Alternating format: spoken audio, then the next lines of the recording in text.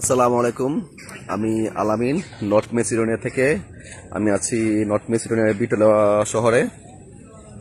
তো আল্লাহর রহমতে এখানে আমি আসছি 2 মাস যাবত।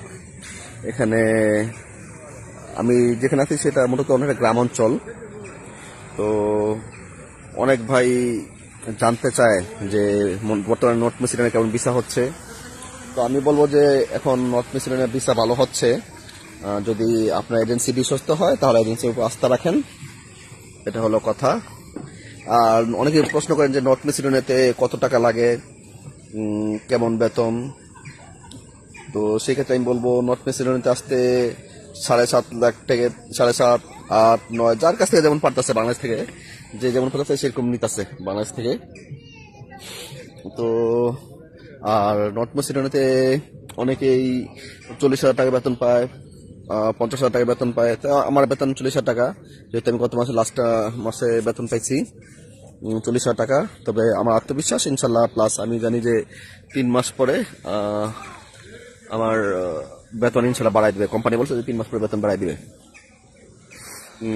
আর কি বলবো, তো এখানে ওয়েদারটা এখন মোটামুটি যথেষ্ট গরম, কিন্তু কিছুদিন আগেও 1 মাস আগেও এখানে প্রচুর প্রচুর শীত ছিল, যা বলার বাইরে।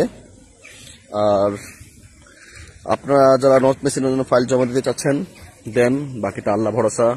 আপনাদের ভাগ্য থাকলে, নিজে থাকলে ইনশাল্লাহ অবশ্যই হবে নর্থ মেসিডোনিয়াতে। সবার জন্য শুভকামনা রইল। তবে প্লিজ, অনেকে আমাকে বলেন, আমি অনেক হোয়াটসঅ্যাপ গ্রুপ, মেসেঞ্জার গ্রুপে আছি, যারা বলেন যে ভাই আপনি কি লোক নিতে পারবেন কিনা, কিংবা আপনি কি কাজ করেন কিনা। দয়া করে আমি তাদের উদ্দেশ্যে বলছি, ভাই আমি এই সমস্ত কাজ থেকে দূরে থাকি। আর এটা ভালো কাজ, বাট আমি এটা চাই না করতে। অনেক সময় অনেকের দোয়া পাওয়া যায়, অনেকের বদ দোয়া পাওয়া যায়। আর এখানে আমি 2 মাস যাবত, তো ইনশাল্লাহ আসার আমি 1 মাস পরেই আমি টিআরসি কার্ড পাইছি। তো এই টিআরসি দিয়ে আমি যতদূর জানতে পারছি, বুঝতে পারছি যে সার্বিয়া যাওয়া যাবে। সার্বিয়া ইজিলি মুভ করা যাবে টিআরসি দিয়ে।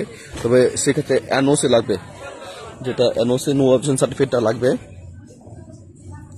আর এই হলো আমার টিআরসি কার্ড, দেখাচ্ছি। এই হলো আমার মেসিডোনিয়া টিআরসি কার্ড।